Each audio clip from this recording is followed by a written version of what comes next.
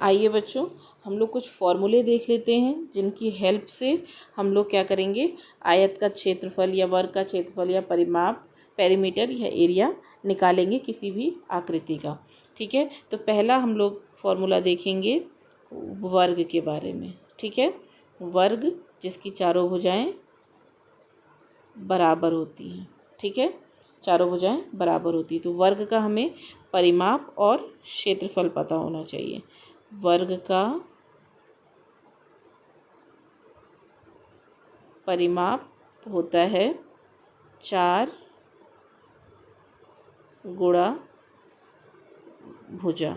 ठीक है, अगर आपसे कहा जाए कि इस वर्ग का परिमाप बताइए, ठीक है, मतलब वर्ग के चारों तरफ, मान लीजिए कोई खेत है वर्गाकार आकार का, उसके किनारे किनारे बाड़ लगानी है या फेंसिंग करानी है, तो उसका परिमाप क्या होगा, कैसे निकालेंगे उसको फॉर्मूले के थ्रू। या तो एक रस्सी लेके या एक फीता लेके चारों तरफ नापेंगे, या एक भुजा को नाप लेंगे, क्योंकि वर्गाकार है तो फॉर्मूला लगाएंगे और हमें पता चल जाएगा कितना मीटर की फेंसिंग लगेगी, कितने मीटर की बाड़ में तार लगेगा।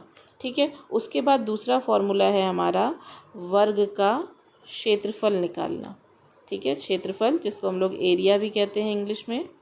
ठीक है, क्षेत्रफल मतलब ये जो वर्ग है हमारा, ठीक है, ये जो हमने खेत बनाया वर्ग के आकार का या पेज है जो भी हमारा, ये इस स्क्रीन पे, अब स्क्रीन पे ही बना है तो हम स्क्रीन की बात करेंगे, स्क्रीन पे कितनी जगह घेर रहा है।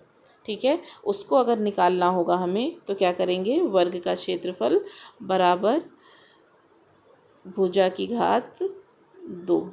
ठीक है, भुजा की घात 2, या फिर इसको हम लोग लिख सकते हैं भुजा गुणा भुजा, दोनों में से जो आपको सही लगे आप वो लिख सकते हैं। ठीक है, वर्ग के क्षेत्रफल के लिए दोनों फॉर्मूलोज को हम लोग यूज़ करते हैं। ठीक, अब इसके बाद आ जाइए, देखते हैं हम लोग आयत के फॉर्मूले के बारे में। आयत कैसा होता है, आयत सबको पता होगा, ऐसी आकृति जिसके आमने सामने की भुजाएं बराबर होती हैं वो कहलाती है आयत। ठीक, अब ये कह रहे हैं कि अब मान लीजिए हमारे पास एक आयताकार खेत है, अब इसके चारों तरफ अगर हमें फेंसिंग करवानी है या कांटेदार बाड़ लगवानी है जानवरों से बचाने के लिए, ठीक है, तो क्या करेंगे, कितने मीटर लगेगा, तो क्या करेंगे, खेत की लंबाई निकाल लेंगे और चौड़ाई नाप लेंगे, फार्मूला लगाएंगे। चारों तरफ नहीं नापने जाना पड़ेगा, मैं फीता लेके चारों तरफ नाप रहे हैं, सिर्फ एक लंबाई नाप ली जाएगी फीते से और चौड़ाई नाप ली जाएगी, और उसको क्या किया जाएगा, फॉर्मूले में पुट कर दिया जाएगा, वैल्यू निकाल ली जाएगी कि कितने मीटर लंबा तार लगेगा। ठीक है, तो आयत का क्षेत्रफल क्या, सबसे पहले आयत का परिमाप देखते हैं हम लोग।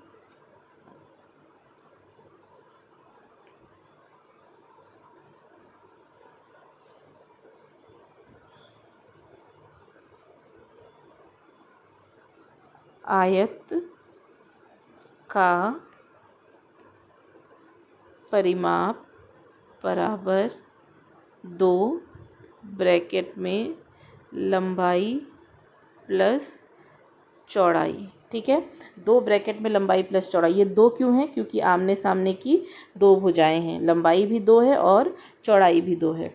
तो अगर हम एक लंबाई और एक चौड़ाई को जोड़ के उसको किससे गुणा कर देंगे, 2 से गुणा कर देंगे, तो हमें क्या पता चल जाएगा, कितना लंबा तार लगेगा, ये पता चल जाएगा। आयत का परिमाप का ये फॉर्मूला होता है। ठीक है, उसके बाद अब अगर ये कह दिया जाएगी कि खेत में मिट्टी बिछानी है, या फिर अगर आपके पास कोई बुक है आयताकार, उस पर कवर लगाना है, तो हमें उसका क्षेत्रफल पता होना चाहिए कि कितना लंबा या कितना चौड़ा लंबा हमें वो चाहिए होगा, कागज़ चाहिए होगा कवर चढ़ाने के लिए। ठीक है, कितना कागज़ चाहिए होगा, ठीक है, या मिट्टी कितनी चाहिए होगी, कितनी मिट्टी बिछानी पड़ेगी, तो हमें क्या करना पड़ेगा, क्षेत्रफल निकालना पड़ेगा। तो अब आयत का क्षेत्रफल कैसे निकालते हैं, आयत के क्षेत्रफल का फॉर्मूला होता है आयत का क्षेत्रफल बराबर लंबाई गुणा चौड़ाई। जो भी हमें लंबाई और चौड़ाई दी हुई है, इसका अगर हम गुणा कर देंगे तो हमें आयत का क्या पता चल जाएगा, क्षेत्रफल।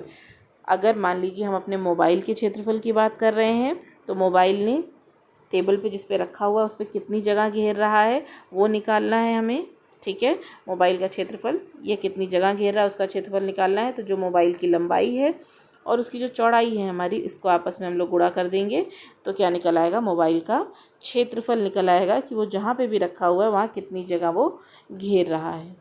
ठीक है, उसके बाद नेक्स्ट है हमारा बच्चों समांतर चतुर्भुज का क्षेत्रफल।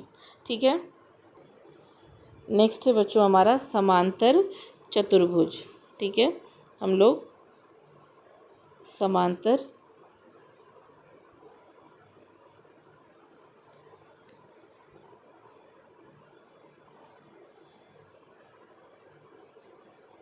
क्या हुआ,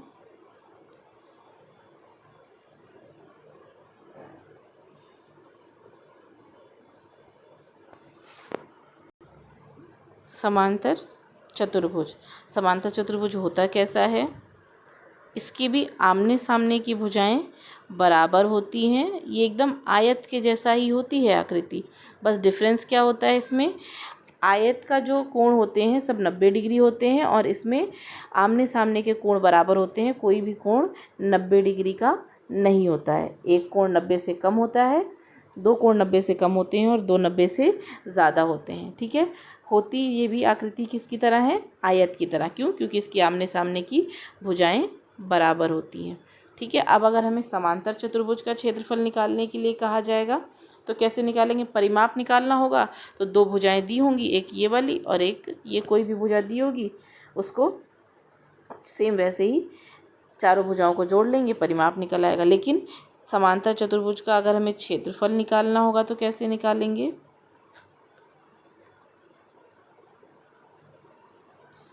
समांतर चतुर्भुज का क्षेत्रफल निकालना होगा तो क्षेत्रफल का फॉर्मूला होता है आधार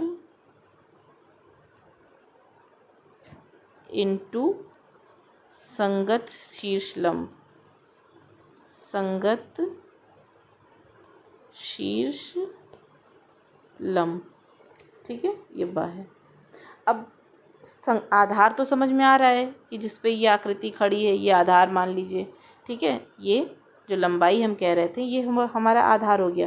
लेकिन संगत शीर्ष लंब क्या होगा, उसकी ऊंचाई होगी कि कितनी जगह पे ये घेर रहा है। ठीक है, कितनी जगह ये, इसकी एक दोनों भुजाओं के बीच की जो दूरी है, एक आधार ये हो गया और एक ये हो गया।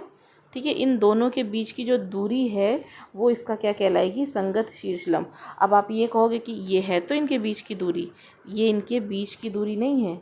ठीक है, क्यों, अगर ये सीधी रेखा होती तो हम इसको इनके बीच की दूरी मान सकते थे। क्योंकि ये सीधी रेखा में नहीं है इसलिए ये इनके बीच की दूरी नहीं होगी। इनके बीच की दूरी क्या होगी, ये जो इस पे एक लंब खींच रहे हैं हम दोनों भुजाओं के बीच में, वो इसका कहलाएगा संगत शीर्ष लंब। ठीक है, तो जैसे ये मान लीजिए हमारे पास एक समांतर चतुर्भुज है।